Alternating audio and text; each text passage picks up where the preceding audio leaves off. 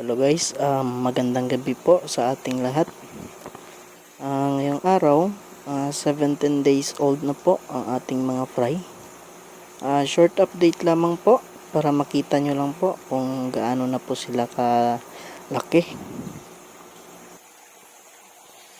And kung mapapansin nyo po, yung screen po sa outlet ng ating tank is napalitan ko na po.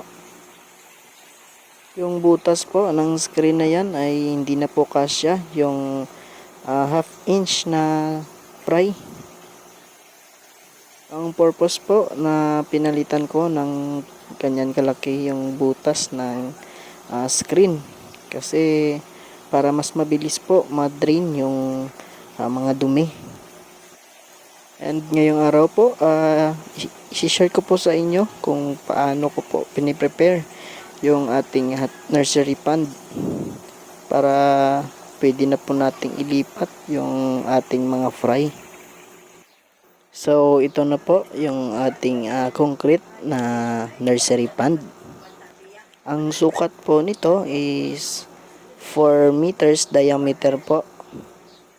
Yung gilid po is 2 feet at yung sa center naman po is 3 feet po. Kasi ang design po na ito is funnel type.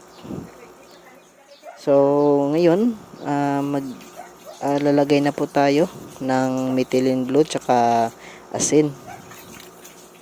Ang ratio po ginamit ko po sa methylene blue is 500 ml or kalahating litro.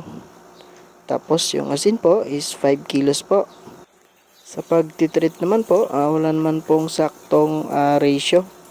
Ang ginagawa ko po, mas marami, mas maganda po. Ang purpose po, bakit po naglalagay tayo ng methylene blue at saka asin?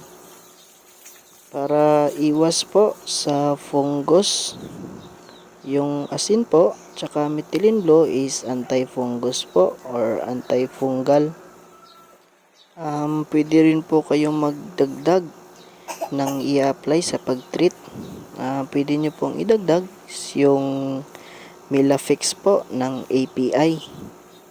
Ang Milafix naman po ay para po sa bacteria and parasites. Para maiwasan din po natin yung parasites and bacterial infections. Pero minsan po kahit nagtitreat po tayo ng ating mga pond, hindi po talaga natin maiiwasan minsan na magka-infection din yung ating mga alaga. Mga possible reasons po kung bakit nagkakaroon pa rin ng infection or mga disease yung ating isda. Una po dyan is yung tao or yung mga bumibisita sa inyong tank or minsan ikaw na rin po mismo ang carrier po ng disease ng ating mga isda. Pangalawa po is yung mga gamit na ginagamit nyo po sa inyong tank or sa inyong pond.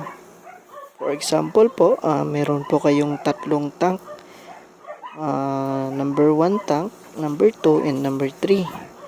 Yung gamit po na ginamit nyo po sa tank number 1 is ginamit nyo rin po sa tank number 3 or number 2. Kung contaminated na po yung tank number 1 inyo, tapos ginamit nyo po yung gamit na ginamit nyo po sa tank number 1 at ginamit nyo sa number 3, possible po na madadamay din po or magiging infected din po yung tank number 2 or number 3. Kaya po magandang gawin po dyan, dapat iba-iba po yung gamit sa mga tank ninyo. Ang gamit kay tank number 1 para lang kay tank number 1. So yun lang po muna yung isi-share ko sa inyo. So ngayon patapos na po ako sa paglagay ng methylene blue.